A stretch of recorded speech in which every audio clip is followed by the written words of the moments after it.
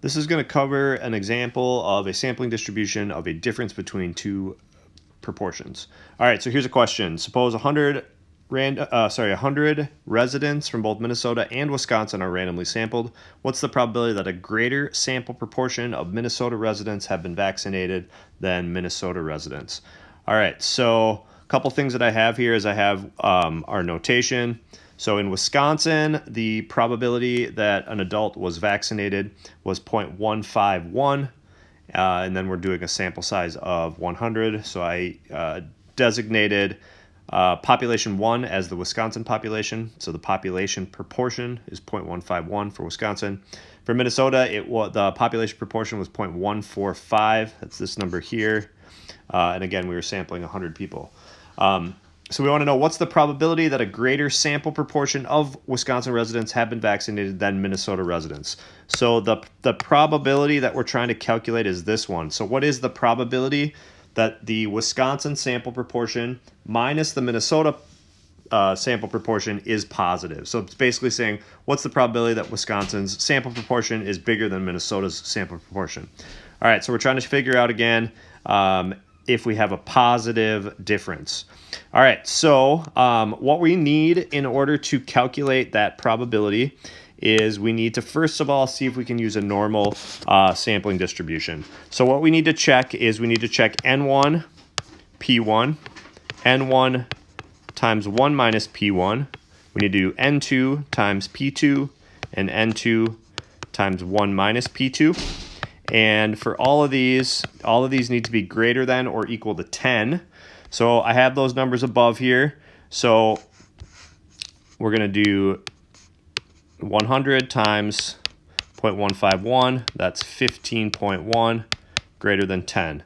N times 1 minus P1. So that's this number, and that is 84.9, also greater than 10. N2 times P2 is 100 times 145. That is 14.5, also greater than 10. 100 times 1 minus 0.145 is 85.5, also greater than 10. So we can see all of those four conditions are met, so we can use a normal sampling distribution. So we'll say that. So we'll say the sampling distribution for P1, for P hat 1 minus P hat 2 is approximately normal. So that is so we can use a normal sampling distribution here. Now, in order to use the sampling distribution, we need the mean and the standard error. So the mean, we notate that as mu sub P hat 1 minus P hat 2. And all that is just P1 minus P2. So 0.151 minus 0.145, which ends up being 0.006. So pretty close. So those numbers are pretty close, but we can see that Wisconsin is a little bit bigger. That proportion is a little bit bigger. So that's what we would expect the difference to be. If we were to take two samples, we would expect that difference to be about 0.006. Okay, so then the standard error, we notate as sigma sub P hat 1 minus P hat 2. And that's big square root P1 times 1 minus P1 over N1 plus P2 times 1 minus P2 over N2. All right, so if I put all the numbers in, 0.145 times 1 minus 0.151 times 1 minus 0.51 over 100 plus 0.145 times 1 minus 0.145 over 100. I put all of that into my calculator. I end up with a standard error of 0.0502. Okay, so that's going to be my standard error, or the standard deviation of my sampling distribution. All right, next thing I'm going to do is I'm actually going to draw the sampling distribution. Okay, so this is going to be my P hat.